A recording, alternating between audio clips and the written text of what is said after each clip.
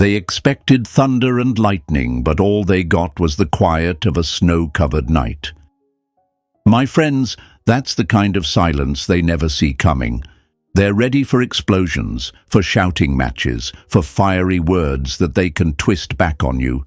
They're prepared to meet the storm head-on, because storms are predictable. You can build a shelter for rain.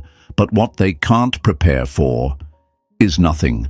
And that nothing isn't really nothing. It's the stillness that pulls the rug out from under their control. Before we dive deep, hit that like button, subscribe, and turn on notifications, because what I'm about to share might just change how you see every broken relationship, betrayal, and manipulation in your life. Hey folks, imagine this. You're watching a magician on stage. Every time he pulls a rabbit from the hat, the crowd claps because they expect the trick. You've seen it 100 times, but tonight he reaches into the hat and pulls out nothing, just emptiness. And the crowd doesn't know whether to clap, laugh, or gasp. That's what silence does. It removes the trick they depended on to control the show. Without it, they don't know what to do with themselves. For years, maybe you've been feeding them reactions like candy. They push, you pull, they throw the hook, you bite, they stir up drama, and you dive in to clean it up. You thought that's what love looked like. Proving, explaining, justifying, even begging. You told yourself, if I can just make them understand, they'll see my worth. But folks, here's the hard truth. Most people who play games with you aren't looking to understand. They're looking to control. It's like giving your car keys to someone who doesn't even know how to drive. They'll keep stalling, crashing, and then blaming you for the dents. And every time you react, you're handing them the keys all over again. They expect you to be predictable, because predictability is power. It's like knowing a chess player's every move before they make it. Easy win. But the moment you pick up your pieces, stand up from the table, and walk away without a word, game over. They can't win a game you're not playing. Here's the lie we've been sold. If you love someone, you fight for them. Sounds noble, right? But fighting for someone who keeps stabbing you in the back isn't love, it's self-abandonment. You don't prove your worth by staying in the ring with someone who's only there to watch you bleed. Sometimes the bravest thing you can do is step out of the ring entirely, towel in hand, head held high. Your silence becomes a wall, my friends. Not a wall of anger, but of dignity. A wall that says access denied. And the best part? You don't have to slam the door or make a scene. You just quietly close it and lock it from the inside. And suddenly, the person who thought they could waltz in and out of your life finds themselves staring at a door that won't budge. Mark my words. People don't fear losing you. They fear losing the version of you that kept coming back. And when that version dies, when you stop explaining, stop chasing, stop giving them the fuel for their fire, they're left with cold, unlit ashes. And let me tell you, folks, ashes don't burn twice. So, as we move forward today, remember this. You don't have to match their chaos to win. You don't have to scream to be heard. You don't have to set yourself on fire just to keep someone else warm. Stand firm, stay calm, choose silence, and let that silence speak the truth they've been running from. Write this in the comments right now. I choose peace over chaos. Say it out loud, my friends. Feel it in your bones. And don't forget, press that like button, subscribe, and stay with me, because what's coming next will show you exactly why what they least expect will shatter them from within. Number 1, they expected fire. You gave them ice. Sometimes the deadliest blow is delivered without raising a single hand or even a single word. They were ready for an inferno. They were braced for the flames of your outrage, the screaming winds of your anger, the heavy storm of your tears. They had their defenses up, waiting for the impact of your emotional punch. In their mind, they had the scene mapped out. How you'd plead, how you'd explain, how you'd unravel. They were ready to twist your words, to weaponize your pain, to feed their ego with the proof that they still had control over you. But instead of fire, you gave them ice. And my friends, nothing cracks a person's confidence faster than the freeze they never saw coming. Imagine this: two opponents in a boxing ring.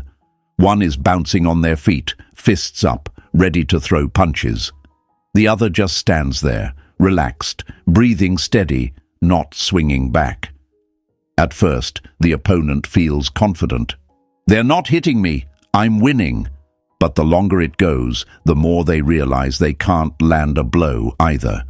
They can't provoke a reaction, and soon they start to tire, not from the fight, but from the emptiness.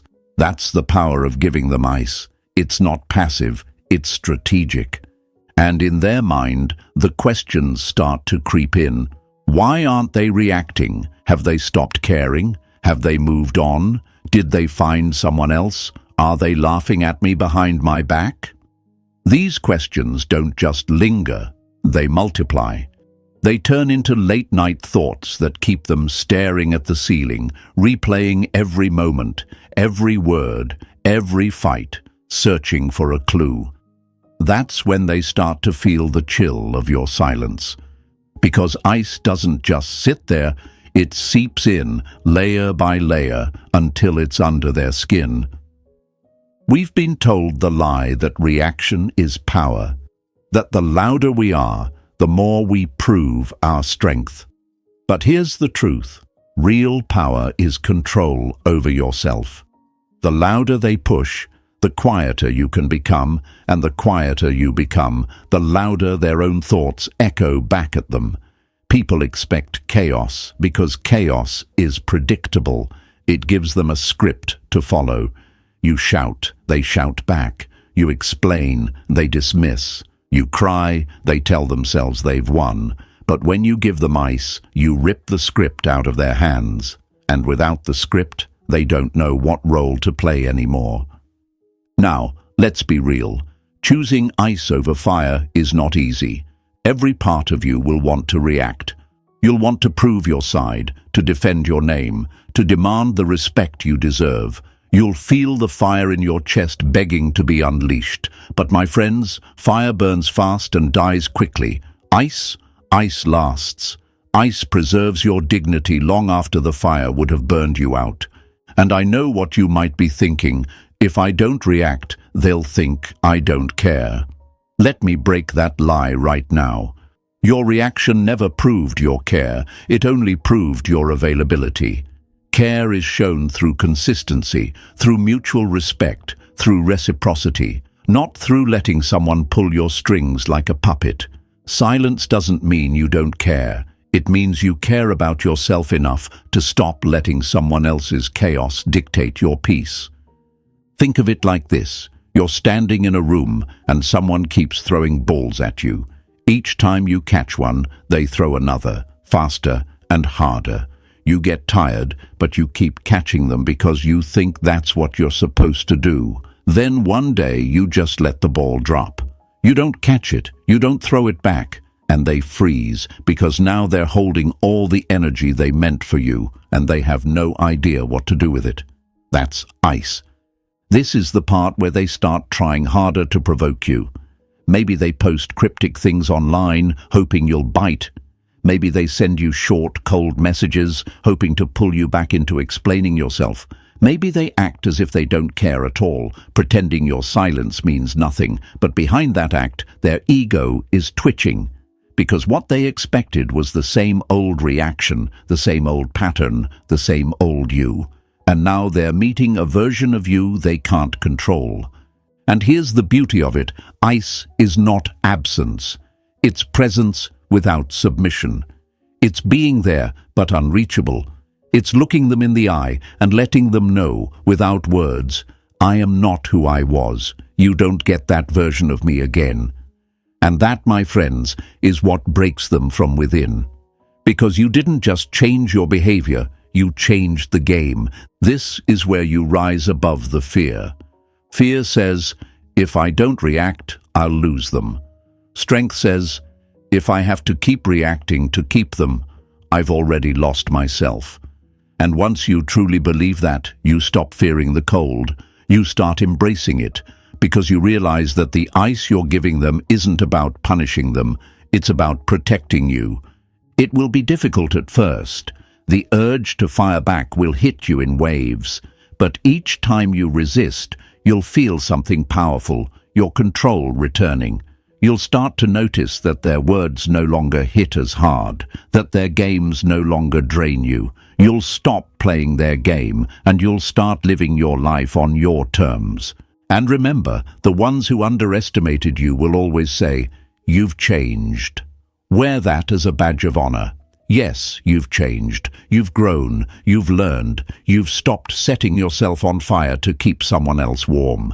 You've decided that your peace is worth more than their approval. So write this in the comments right now. I choose control over chaos. Say it out loud. Show yourself.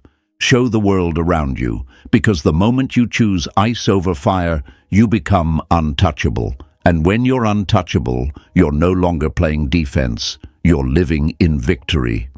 Stay with me, because next, we're going to talk about what happens when the script disappears completely, and why that's the moment their control starts to crumble. Number 2, when the script disappears, control collapses. Take away the words from an actor, and the stage becomes a prison. My friends, manipulators are not as clever as they think. They're just rehearsed. They survive on a script, a predictable back and forth. They know what to say to get under your skin, which buttons to push to make you explain yourself, what silences to leave just long enough to pull you into chasing. They've run this play so many times they could do it in their sleep. And the truth is, as long as you stick to your old role, they get to keep being the star of the show. But something powerful happens when you break character. When you stop reciting the lines they've been feeding you, when you stop giving them the cues they depend on, it's like yanking the curtain up in the middle of the performance and revealing that the grand stage was just some dusty little backroom. Without the script, they're lost. They don't know when to speak, how to respond, or even what game they're playing anymore. Imagine a chess player who has studied you for years. They know you'll move your pawn first, your knight second, your rook third. They've planned 10 moves ahead. They're smug because they believe they've already won before the game even begins. But then, you just get up, pack your pieces, and walk away. You don't slam the board. You don't make a speech. You just end the game. What do they do now? That smugness? Gone. That control? Gone. And that's when they start to panic. Because here's what people like that don't want you to know. Their power was never real. It was borrowed. Borrowed from your reactions. Borrowed from your emotions. Borrowed from the energy you kept pouring into defending yourself. The moment you stop providing that energy, they're left with nothing but themselves. And my friends, that's the part they can't stand. You see, in their head, you're supposed to chase when they pull away. You're supposed to call when they go silent. You're supposed to explain yourself when they throw out accusations. This is the script. They act, you react, they lead, you follow, and every time you play your part, they feel secure. They think, I've still got them. I still matter more than their peace. But when the script disappears, their mind starts doing dangerous things. To them, not to you. They start asking questions they don't want answers to. Why aren't they replying? Did they block me emotionally? Did they find someone else? Did they stop caring? And those questions start eating at them because for the first time, they don't have control over the storyline. Here's the lie most of us grew up believing. If I don't explain myself, they'll get the wrong idea about me. Folks, let me tell you something. If someone wants the wrong idea, no amount of explaining will change it. Your words can't fix a heart that's committed to misunderstanding you. All explaining does is feed their control, because now they can twist your explanations, poke holes in your logic, make you doubt yourself. And here's where it gets interesting. They might try to create a new script when the old one stops working. They'll try random texts. "Hey, stranger," a memory from years ago, a joke they think will make you drop your guard. Maybe a sudden burst of fake vulnerability. "I've been thinking about you." But it's not because they've changed, it's because they're scrambling. Think of it like a fisherman who used the same bait for years, and suddenly the fish aren't biting. They'll try everything in the tackle box, not out of love for the fish, but out of hunger for control. The hardest part for you? Not biting. Not stepping back onto the stage just because they've thrown you a new line. Because the moment you step back in, they start writing the same old story all over again. You'll find yourself right back where you started, reacting, explaining, defending, while they sit back and enjoy the power. But here's the thing, when you refuse to pick up the script, something shifts inside you. You stop feeling like you're trapped in their story, and you start realizing you can write your own. You start noticing the peace that comes from not responding. You start tasting the freedom of not having to play their game. And they feel it too. Oh, they feel it. That loss of grip on you, it gnaws at them. It keeps them scrolling your page, rereading old conversations, digging for any sign that the old you is still in there. It's like taking away an addict's supply. They'll go through withdrawals. First, denial, pretending your silence doesn't matter. Then, frustration, trying to provoke you. Then, desperation, trying anything to pull you back in. And finally, acceptance, but not the kind that brings them peace. Acceptance that the game is over and they lost control without even getting to have the last word.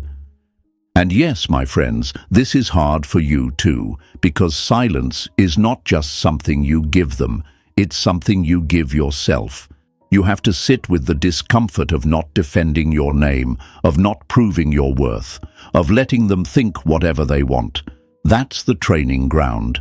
That's where you build the strength to live without their validation. Think of it like training for a marathon. At first, your lungs burn, your legs feel heavy, every part of you wants to stop.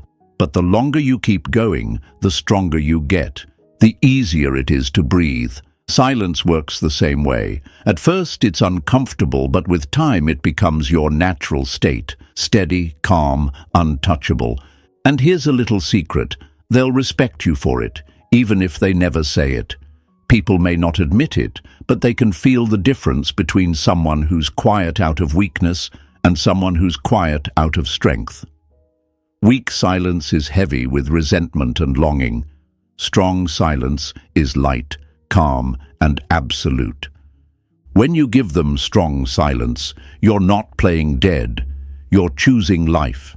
You're not ignoring them. You're prioritizing yourself. You're not punishing them. You're protecting your peace. And in doing so, you're showing the world and yourself that you will no longer live according to someone else's lines. So write this in the comments right now. I am the author now. Let it be a reminder that the script belongs to you, and you decide who gets a part in it. Show them, show yourself, show the world around you that you will no longer be a character in someone else's drama. You will be the writer of your own piece. Stay with me, because next we're going to talk about what happens when silence turns into a mirror, and how that mirror can be the most brutal truth they'll ever face. Number 3, the mirror effect of your silence. Silence is not the absence of sound. It's the presence of truth with nowhere to hide. My friends, when you go quiet, you're not just shutting down the noise, you're building a mirror. And this mirror doesn't reflect your face. It reflects theirs. It shows them their own actions, their own choices, their own patterns, stripped bare. No filters, no excuses, no distractions. It's the kind of mirror most people spend their entire lives avoiding because deep down they already know they won't like what they see. Imagine this. You walk into a room with perfect lighting, the kind of lighting that doesn't just show your best angles, but reveals everything, every mark, every blemish, every little imperfection that you might have ignored in the dim light before. That's what your silence does. It throws open the blinds on their soul. And for someone who's used to keeping their flaws in the shadows, that kind of light feels unbearable.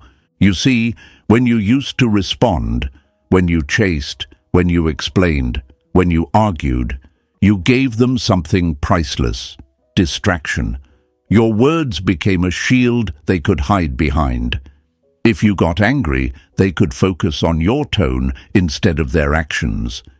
If you got emotional, they could twist the story to make you look unstable. If you kept talking, they never had to sit with themselves in the quiet. But now there's nothing between them and their reflection. And here's the brutal truth. Most people don't want to face themselves. They want to keep pointing the camera outward, never inward. They want to keep the spotlight on your reaction so they don't have to deal with their own behavior. But when you take away the show, when you leave them alone on that empty stage, the only thing left for them to look at is themselves. And that's when the cracks start to show. The questions begin to swirl in their mind. Was I too harsh? Did I push them too far? Did I underestimate their worth? Why aren't they coming back this time? These thoughts aren't fueled by love. They're fueled by the discomfort of self-examination. Because the truth your silence delivers is this: I see you, and I no longer want to play this game. The lie they've been living under is that they could keep behaving the same way without consequence, that you'd always be there, no matter what, that your forgiveness had no expiration date, and your silence breaks that lie wide open. It's not a punishment, it's a revelation. You're showing them, without words, that actions have outcomes, and that losing you is one of them. Think of it like a pond. When you're in it, splashing, moving, throwing pebbles, the surface ripples. They can't see their reflection clearly, but when you step out and let the water settle, suddenly the surface becomes still, and there it is, every truth they didn't want to face, staring right back at them. They can look away, they can walk away, but they can't unsee it. And here's where it gets even deeper. This mirror effect doesn't just show them who they are, it shows them who they are without you. The absence of your voice, your energy, your constant presence. It all hits at once. They realize the way they felt in control wasn't because they were strong, but because you kept holding them up. And now that you're gone, their legs feel weak. But let's not sugarcoat it. Being the mirror isn't easy, because silence requires discipline. It means resisting the urge to jump in and help them understand. It means letting them feel the discomfort without rescuing them from it. It means letting them think whatever they need to think while you stay rooted in your truth. And sometimes they'll hate the mirror. They'll try to smash it. They might accuse you of being cold, heartless, or selfish. They might try to provoke you into speaking, into giving them a reason to turn the spotlight back on you. But my friends, that's just their fear talking. Fear of the truth they see in their own reflection. Fear that maybe they're not the person they thought they were. You've heard the saying, the truth will set you free. But here's the part they leave out. It will make you deeply uncomfortable first. And in the silence you've chosen, that's exactly what's happening to them. They are confronting truths they've avoided for years. And the more they try to dodge them, the heavier those truths become. Here's what you need to remember. The mirror is not about revenge. It's about clarity. It's about no longer covering up what needs to be seen. You're not making them look. You're simply not stepping in to block their view anymore. That's not cruelty. That's honesty. Think about it like holding up a photograph. You don't have to say a single word about it. You don't have to explain what's in it. You just hold it there and let the image speak for itself. Your silence works the same way. It says, here is reality, look at it or don't, but it's not my job to hide it from you. And while they're standing there, staring into that reflection, you're doing something even more important. You're looking into your own mirror too. You're asking yourself the questions they never did. Why did I allow this for so long? What did I believe about myself that made me stay? What am I capable of when I'm no longer tied to their chaos? That's the beautiful part. They're wrestling with guilt, but you're rising in self-awareness. And in time, they may try to step back into your life, not because they've truly changed, but because they want to escape the reflection. They'll want the comfort of the old script, the safety of the old pattern. But you'll see it for what it is, an attempt to turn the mirror away, and you'll know that's not your responsibility anymore. So, my friends, write this in the comments right now. I am their mirror. Say it with your chest. Show yourself, show the world around you that your silence isn't weakness. It's a reflection of strength. You're not running away from the truth. You're standing so firmly in it that it reflects back on anyone who dares to come close. Stay with me, because next we're going to break down what happens when you not only hold up the mirror, but shatter the pattern entirely, and why that's the moment everything starts to crumble for them. Number 4. The breaking of the pattern. Patterns are comfortable prisons. The moment you break them, the walls start to fall. My friends, people don't realize how much of life runs on patterns until the pattern is gone. Human beings, yes, even the manipulative ones, live off rhythm, routine, and predictability. It gives them a sense of control. It tells them, I know how this will go. And when it comes to you, they've memorized the steps. They know how to make you react, how to keep you engaged, how to pull you back just when you start drifting away. The cycle is their safety net. But here's what shakes them to the core. It's not you yelling. It's not you leaving for a day and then coming back. It's not you setting a boundary you later take down. No, what rattles them is when you stop playing the game altogether. When you don't just pause the cycle, you end it. That's when the collapse begins. Think of it like a favorite TV show they've watched for years. Every episode is predictable. Same intro, same characters, same plot twists. They complain about it sometimes, but deep down, they like knowing what's coming. Then one night, they sit down to watch. And there's no episode, no explanation, no next week teaser. Just silence. The channel's gone. That's the kind of emptiness your absence creates. It's not a missing piece of the puzzle. It's the puzzle disappearing entirely. For them, the pattern was everything. Your reactions, your messages, your attempts to fix things.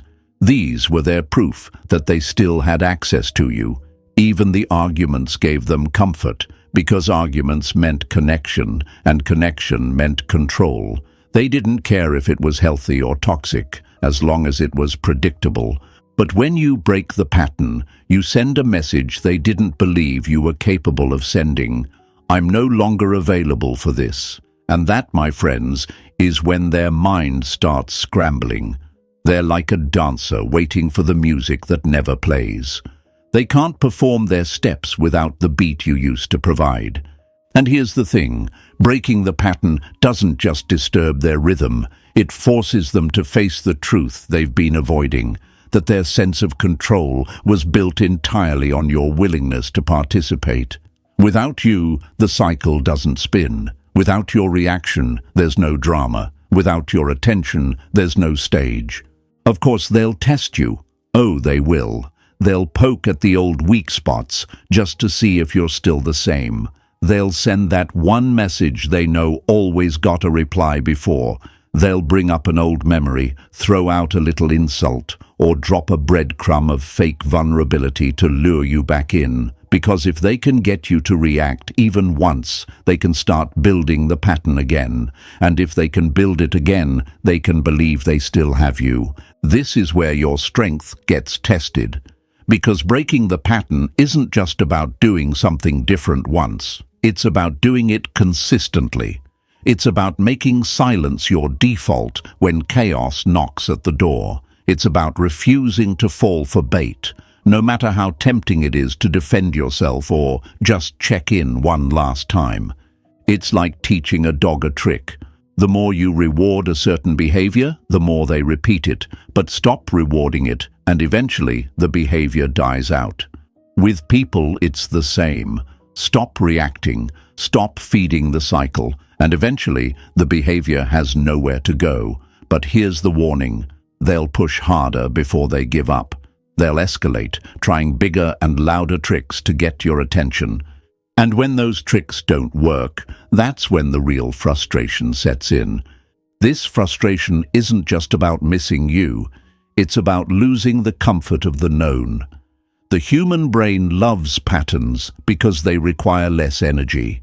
You don't have to think, you just act. And with you, they had a pattern so well rehearsed they could run it in their sleep. Now, you've ripped the floor out from under them, and they're left standing in the unknown. And the unknown, my friends, is terrifying. Not because it's dangerous, but because it forces change. When someone can't rely on the old ways to get what they want, they have two choices: evolve or collapse. But here's the truth. Most people don't evolve without first going through the collapse. And your job is not to catch them when they fall. Let's break a lie here. The lie says, if I break the pattern, I'll lose them forever. The truth? If the only thing keeping someone in your life is a pattern that drains you, you never had them in the first place. You just had their attachment to the game. Losing that isn't a loss, it's a release. Breaking the pattern is like walking away from a carnival ride you've been stuck on for years. At first, you're dizzy, you're disoriented, you don't know what to do with yourself without the constant spinning. But slowly you start to notice the ground feels steady under your feet. You can walk in a straight line again. You can see the horizon instead of the same blurry view over and over. And that's when you realize you should have gotten off this ride a long time ago. Of course, for them, the ride is everything. Without it, they don't know who they are in relation to you. They can't measure their importance anymore. And that's the part that shatters them, not just losing you, but losing the role they had in your life. When you break the pattern, you're not just ending a habit, you're reclaiming your identity. You're saying, I am not just a reaction machine to your actions. I have my own story, my own rhythm, my own peace. And here's the powerful part. Once you taste that peace, you'll never want to go back to the noise. So, my friends, write this in the comments right now. I break the pattern. Say it like you mean it. Let it be a declaration that the cycle ends with you. Show yourself, show the world around you, that you will no longer dance to music you didn't choose. Stay with me, because next we're going to talk about what happens when absence itself becomes heavier than presence, and how time can turn silence into the loudest thing they've ever heard. Number 5. Absence that grows heavier with time. At first, your absence is a whisper, but give it time, and it becomes a roar they can't escape. My friends, when you first pull away, they don't feel the full weight of it. In those early days, they might even convince themselves it doesn't matter. They tell themselves they'll be back. They always come back. They scroll, they laugh, they fill their days with noise, thinking they've dodged any real consequence. But absence is not a moment, it's a seed. And the longer it's left alone, the deeper it grows, until one day, it's not just in the background, it's everywhere. Think of it like a room that used to be filled with music. Every day there was a song playing, your voice, your laughter, your energy. Then, one day, the music stops. At first, they don't notice. The silence is almost refreshing, but as the hours stretch into days, they start to hear the hum of the fridge, the creak of the floorboards, the ticking of the clock. Every little sound feels louder because it's filling the space the music once claimed. That's what your absence does. It turns the ordinary into a reminder of what's missing. And it's not just about your physical absence, it's the absence of your energy, your presence, your predictable availability. Before they could count on you replying within minutes, on you showing up to smooth things over, on you being the steady hand that held their chaos together. But now, they look down at their phone and see no new notifications from you.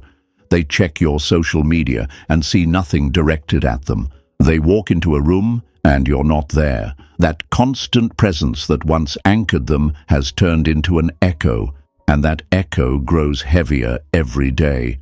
Here's the truth. They might not miss you for who you are at first. What they miss is the feeling of being able to reach you at any time. They miss the comfort of knowing you were always there to react, to respond, to reassure. It's not love they lose first, it's control. But as time passes, absence works like a mirror and a magnifier. It forces them to confront what they lost, and it magnifies all the little ways they took it for granted. I've seen it happen over and over. Someone underestimates the loss until one random moment shatters their illusion. Maybe it's a place you both visited. Maybe it's a photo that pops up in their feed. Maybe it's a joke only you two understood that suddenly isn't funny without you there to laugh. That's when absence shifts from a faint shadow to a presence they can't shake. It's like carrying a backpack you don't notice at first. You think it's light, easy to manage. But as the hours pass, it starts to dig into your shoulders. Every step makes it feel heavier. By the end of the day, you can't ignore it anymore. That's what time does to your absence. It adds weight. The longer you stay gone, the more it presses down on them. And let's break a lie right here. The lie says, if I stay silent, they'll forget about me. The truth, if you stay silent with strength and certainty, you become unforgettable, not because you're chasing them, but because you stopped. People remember the ones who walked away with dignity far longer than the ones who stayed and fought for scraps. Of course, they'll try to shake off the feeling. They'll distract themselves, surround themselves with people, drown in work, fill their nights with noise. But quiet moments are unavoidable. Lying in bed before sleep, driving alone, sitting in a cafe where you once sat together. In those moments, absence doesn't just whisper, it screams. And the cruel part, the scream is in their own head. It's their own thoughts replaying everything they lost. Your absence also creates a dangerous thing for them, uncertainty. If they were sure you'd come back, they could relax. If they were sure you were gone forever, they could grieve. But when you give no clues, no breadcrumbs, no signs, their mind becomes the battlefield. They wonder if you're happy without them. They wonder if you've found someone else. They wonder if you've even thought about them at all. And that wondering eats at them more than any angry confrontation ever could. Think of it like a movie that cuts to black mid-scene. No ending, no resolution, no explanation. The audience sits there, waiting for the credits, but nothing comes. They can't stop thinking about what happened next, because the story never finished. That's the power of absence. You leave them with an unfinished script. And my friends, this is where you need to be strong. Because the longer you hold your ground, the more they'll test the waters. A casual text, a random emoji, a "Hey, remember this?" message. These aren't innocent. They're fishing lines meant to see if you'll break the silence. But every time you don't respond, every time you keep living your life without reacting, the weight grows heavier for them. Over time, your absence changes shape. It's no longer just a lack of you, it becomes a symbol of boundaries, a symbol of self-respect, a symbol of a version of you they no longer have access to. And that's when regret sets in. Not the casual, "oh, I miss them" kind of regret. The deep, bone-level regret of realizing they had something rare and they let it slip away. Here's the thing. They may never tell you this. Pride is a stubborn thing. They might never say, "I wish I'd treated you better." But you'll see it in their actions, or their attempts at action. The way they linger around your social media without saying a word.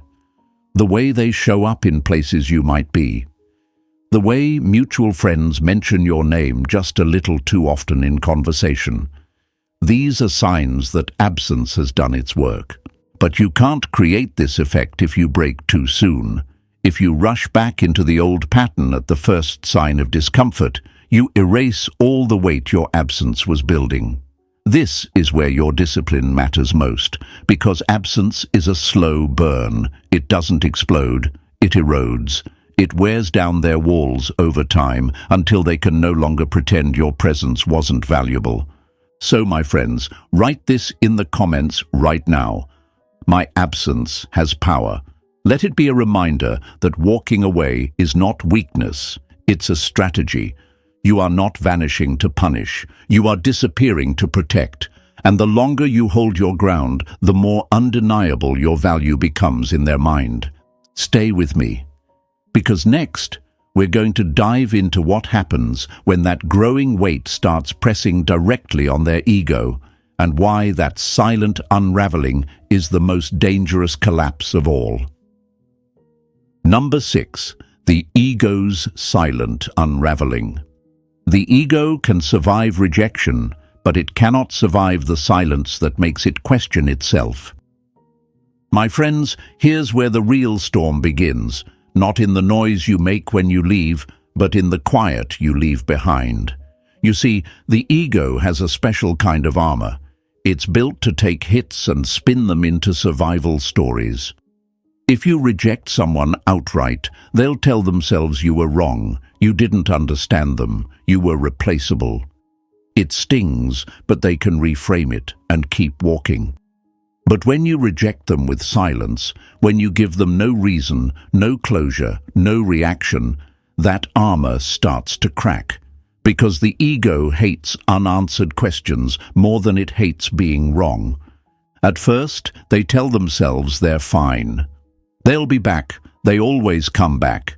They puff their chest out, convince themselves you're playing a game, that you're just trying to get their attention.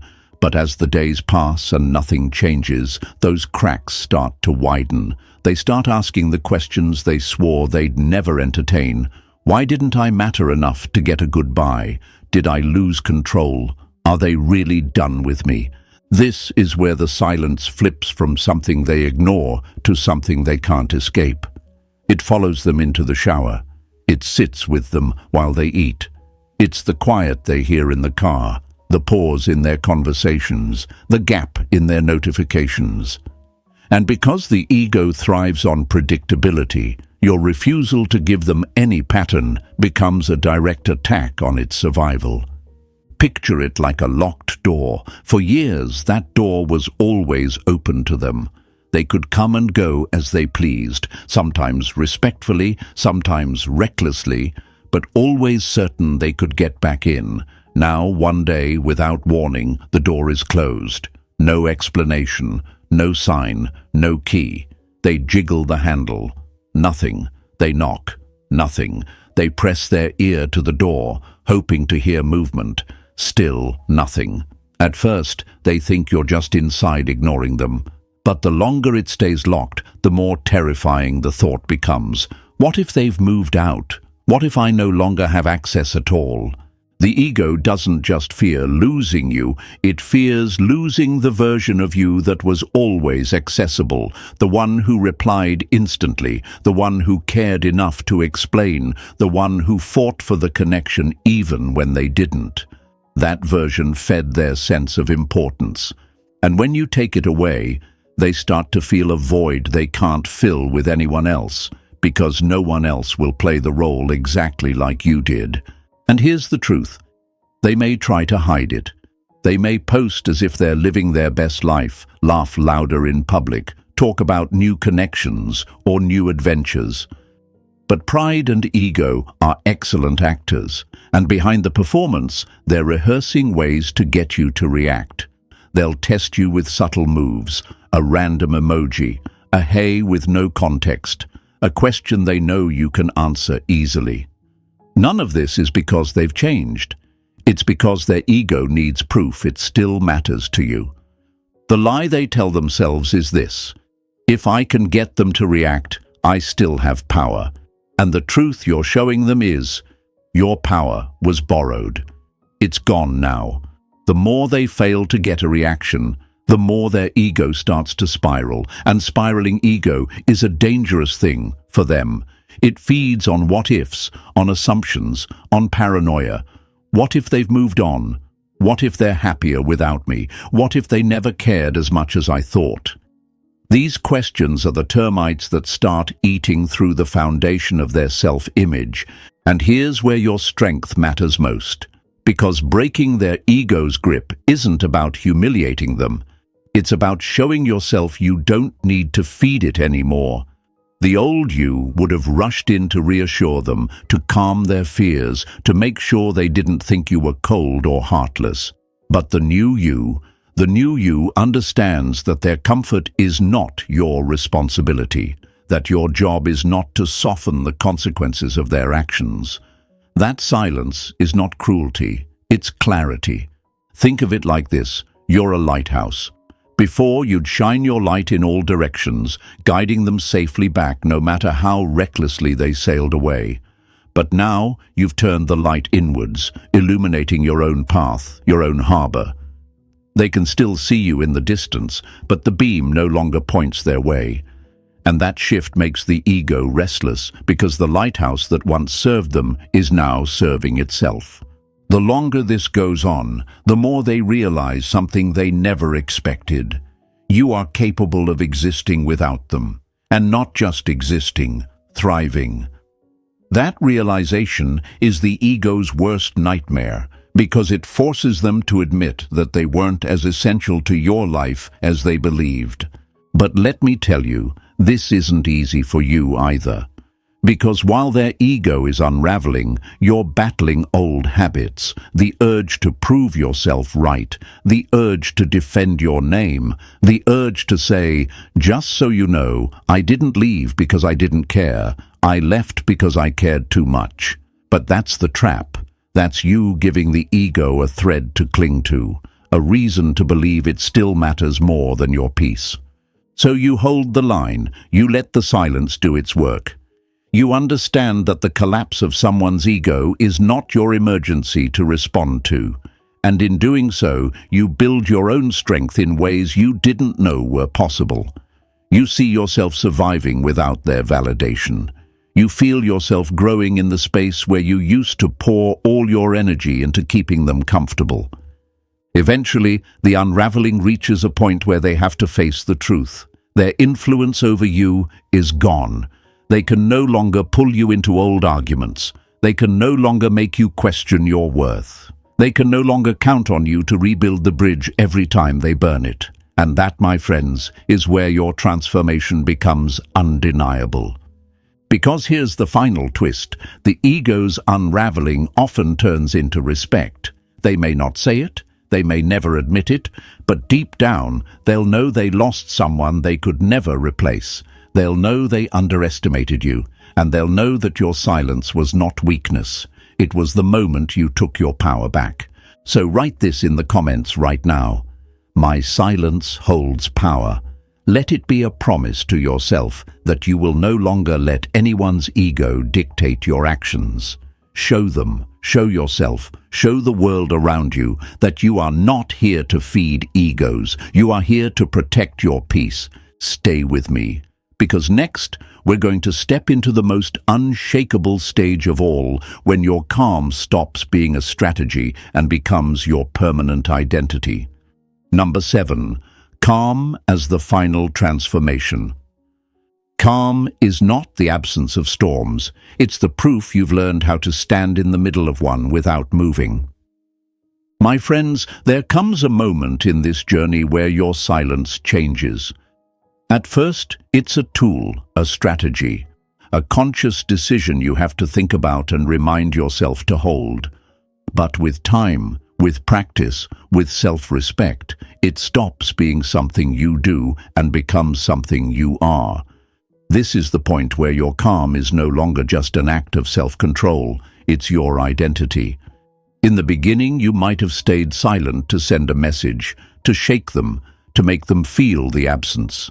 You might have been curious to see how they'd react, and that's fine. Strategy is how most transformations begin. But the real shift comes when you're no longer doing it for them at all. You're not trying to provoke, to teach, or to prove anything. You're simply protecting your peace because you've finally realized it's priceless. And that's when they feel the deepest shift of all, not because you've gone quiet, but because your silence no longer belongs to them. It's not about them anymore. It's about you. Calm, in its purest form, is untouchable. It's the kind of presence that doesn't need to announce itself. When you walk into a room, people feel it without you having to say a word. It's in your eyes, steady, unhurried. It's in your posture, rooted, grounded. It's in your voice, clear, without edge or desperation. That kind of calm doesn't waver when someone tries to provoke it. It doesn't flinch when someone throws bait. It doesn't crumble when someone with a history of getting under your skin tries again. And the truth is, calm is terrifying to those who once thrived on your chaos.